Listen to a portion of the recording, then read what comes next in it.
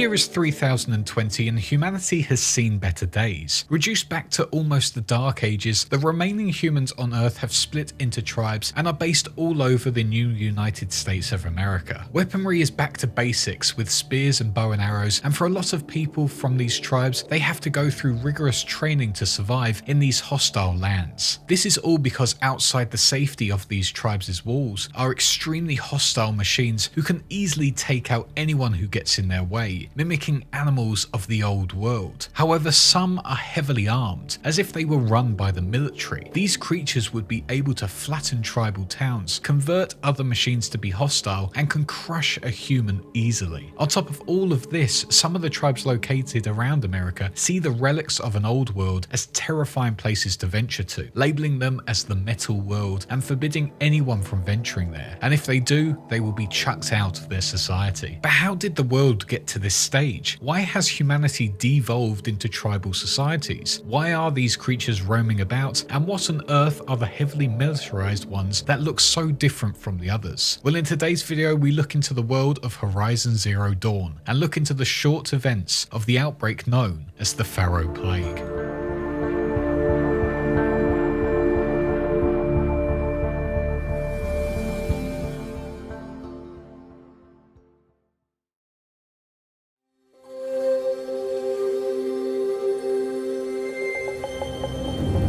The world of Horizon all started back in the 21st century and was all thanks to one man known as Theodore Faro. After Faro dropped out of University of California in 2033, he went on to set up the company that would be known as Faro Automated Solution. This company's main focus was to manufacture robots to sell onto potential clients all over the world. In the first few years of its creation, FAS went on to create a line of robotics that would be personal servitors and personal bodyguard bots which would thrive in popularity and would help FAS to become a well-known name. However, FAS wasn't the dominant company within the industry, as it was overshadowed by companies known as General Synthetics and Recorp, who had far larger profits than Faro's company. This continued for a while, however the 2040s brought about a new problem for the world. Humanity now had a huge climate crisis on its hands, and needed to act fast for it to survive in the long run. This decade became known as the clawback, the era where humanity would try and solve the severe environmental damage they had put on themselves. This is the era where Faro's company thrived and set itself out to being the industry leader. During this decade, FAS were lucky to have under their wings the scientist known as Elizabeth Sobeck, who was known for her incredible skills in experimental physics and computer science, earning a BSc by the age of just 16. By the age of 20, Sobeck was hired by Faro's company and immediately helped them to move into a green era by creating automatrons known as green robots within just 8 years of her being there, as well as being promoted to chief scientist after just 2 years working there. With their new green robots being made, FAS became the industry leader, beating all of their competition and becoming the symbol of a company that was helping the world fight against the climate crisis. FAS was thriving, however that motivated Faro to take things in a new direction. Instead of continuing the green robots of the future, Faro decided he wanted to branch out his company and move more into the military defense market. Within just a few years, Faro opened up FAS's military defense branch and officially became a military contractor. Sobeck was furious with this decision, believing it went against everything she stood for, which forced her to leave the company and set up her rival company known as Miriam Technologies that would continue to look into creating environmentally friendly robotics. Faro continued, however, and thrived under his military contracts. Now working with them, the company would go on to create their greatest line of robots to date. These would be known as the Chariots, heavily automated pieces of machinery that would revolutionize human warfare. These chariot robots would essentially go into battle as a swarm, making sure there were tons of them to completely overwhelm their enemy. They would form these swarms by replicating one another, hacking and taking control of other machinery, as well as consuming biomass to use as fuel. Ultimately, these robots were meant to be almost unstoppable if an enemy came face to face with them. Faro would also make sure that if anyone wanted to hack them to use for themselves, they wouldn't be able able to, as they would be fitted with an extremely difficult encryption protocol that would take up to several decades to crack, even with the most advanced supercomputers, and on top of all that, they would not have a remote access point, making it even harder for anyone with this idea. By this point, Faro would be one of the richest individuals on the planet, all thanks to his incredible military robots of the chariots, which were loved by the military. In the year 2055, FAS controlled 61% of the market share for automated military platforms, with over 353 nations, transgovernmental organizations, and corporate entities having contracts with them. They even got so big that their ethics went out of the window as Faro started doing trade deals with people from all sides, doing deals with the enemies of their other contractors. But Faro didn't care. His business was thriving, and these rivals would keep wanting more and more of their technology to win. Faro and his company were on top of the world despite going against their eco-friendly ways, and focusing on the military and building their contracts with nations and corporations all over the planet. However, in the year 2064, this would all dramatically change as a glitch would become present, causing nations all over to panic and force Faro into seeking the help of Elizabeth Sobek once again.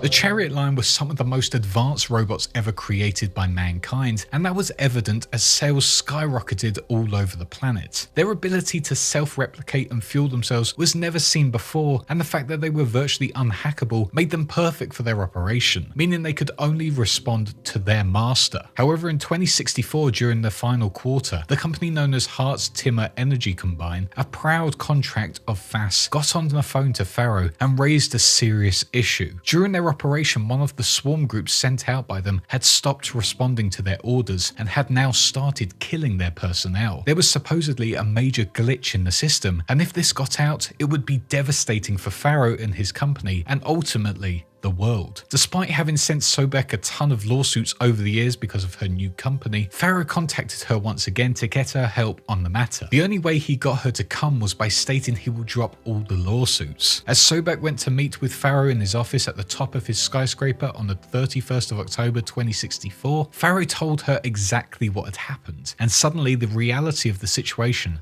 became clear. After 24 hours of thought, Sobek returned with her findings on the Hart's Timmer situation and what had happened to their swarm of chariots. She had found that all of their swarm had become fully independent, only serving itself and consuming all biomass in its way to continue its growth and replication. Faro was adamant that his scientists and programmers could reset their systems and return them back to normal. However, reality hit again as they both realized that because of their original measures put in place to make sure that they could never be hacked, even an attempt to reset them would not work, or if it did, it would take far too long. The swarm would be replicating at too fast a pace for humanity. They couldn't wait around and hope for programmers to solve the situation. They had to act now, as Sobek estimated that within 15 months, the swarm would be able to wipe out humanity as well as the whole ecosystem of the planet, leaving nothing left due to how it uses biomass for fuel. Faro became desperate, pleading that Sobek did something about the situation, but it became clear to her that Faro cared more about his public reputation than the lives of everyone and the planet. She made sure that whatever she asked of Faro, he would accept it and not question her at all during this process. Sobek realized that there was really nothing they could do to stop these swarms from wiping out the planet. With that in mind, she had to change the way she thought. Instead of shutting them down to save humanity, she would have to come up with a plan for shutting them down after the extinction event,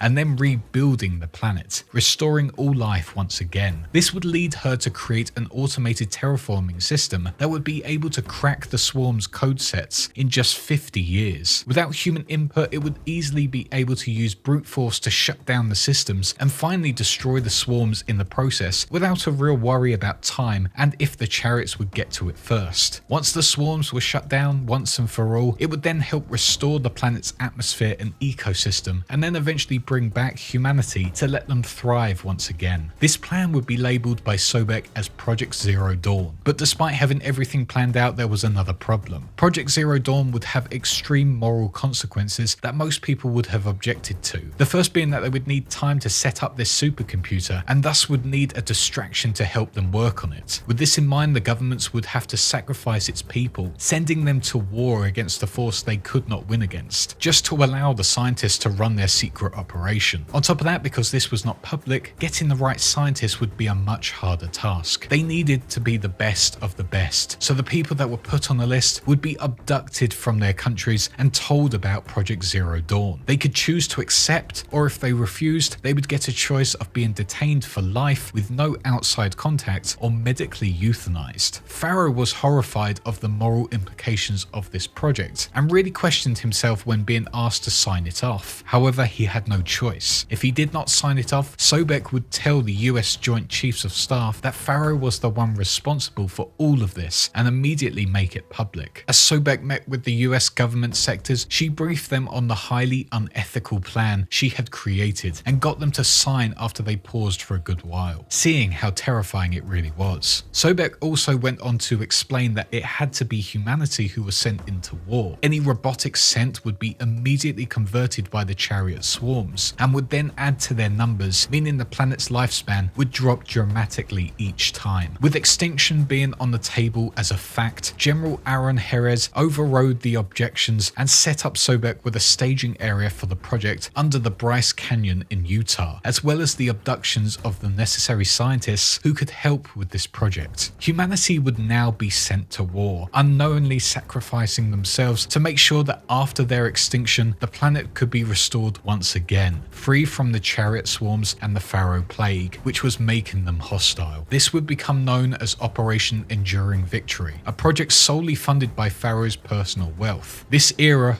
would become the darkest time on planet Earth.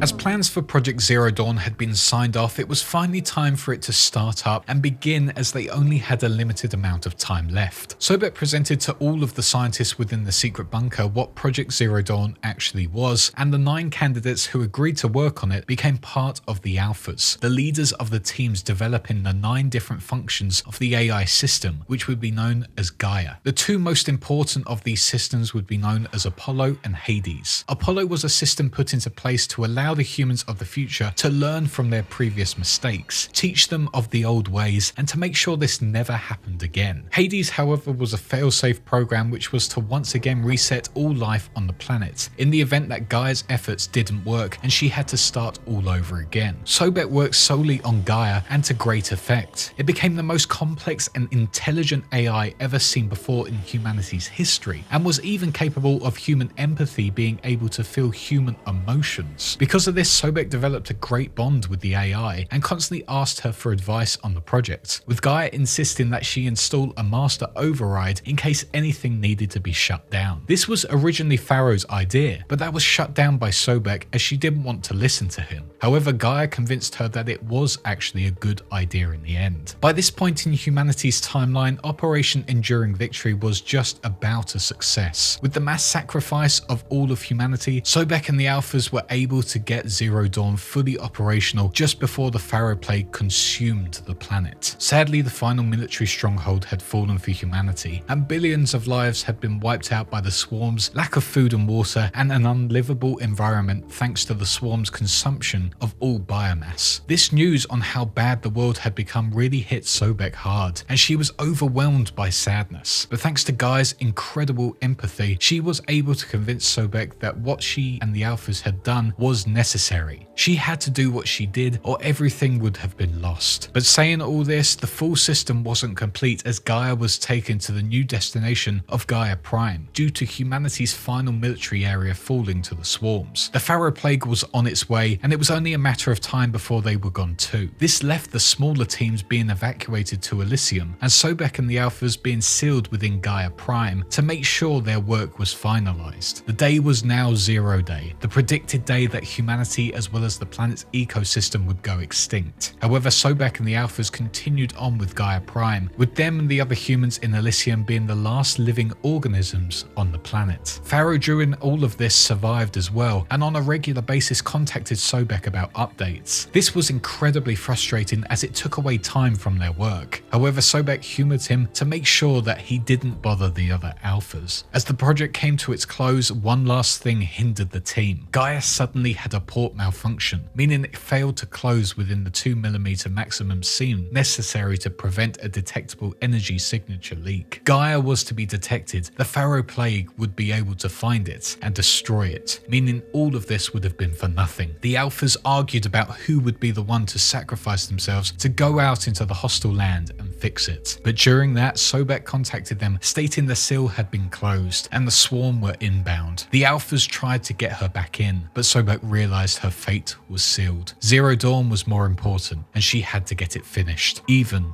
if it cost her her life. Stating the Alphas should look after one another, Sobek ended the transmission by stating she just wanted to go home. Sobek had now died, and thanks to her sacrifice, Gaia could do what it was set out to do, and one day would repopulate this land. The Alphas honoured Sobek's legacy by erecting a memorial to honour her and her work for preserving life. However, this was not the end. Faro was losing his mind by this point, possibly due to the overwhelming guilt of what he had done. Because of this, the idea of Apollo teaching the future humans of what had happened was terrifying for him. He couldn't let the world know of what he had done. With this in mind, he labelled Apollo as a disease to the new world and sought to shut it down. Now, without Sobek to control him and keep him in check, Faro deleted Apollo and murdered the remaining Alphas to stop them from rebuilding Apollo. With this, all knowledge of what Sobek had done for humankind was gone, as her monument was sealed away, never to be seen again.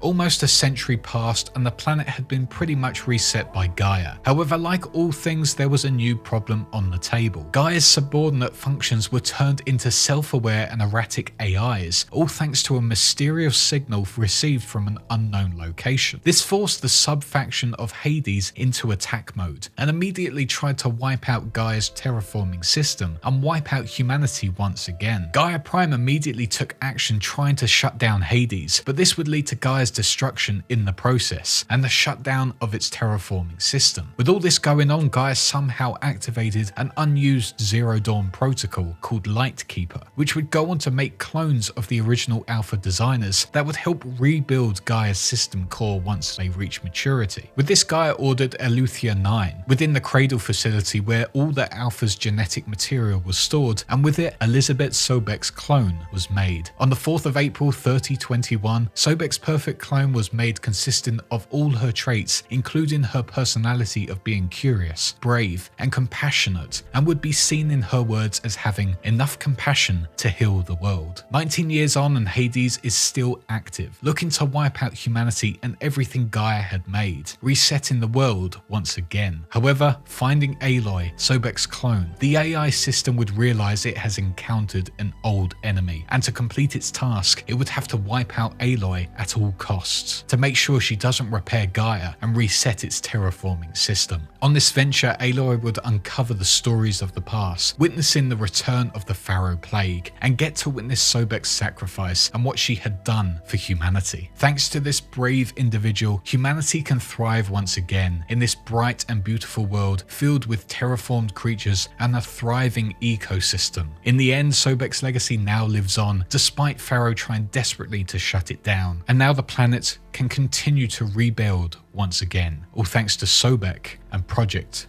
Zero Dawn.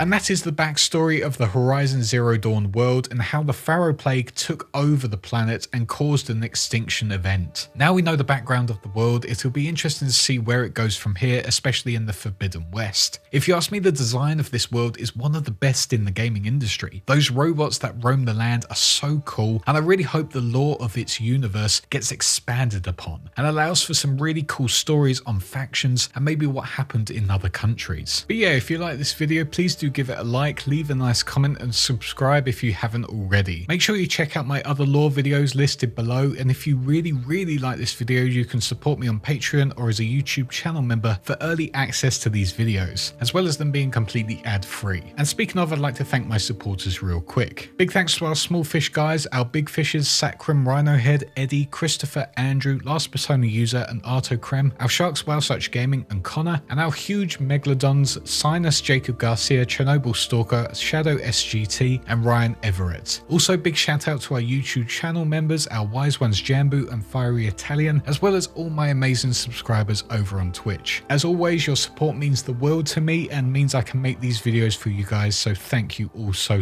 much. But that is all for now. Thanks so much again for watching, and I shall see you all in the next one. Cheers.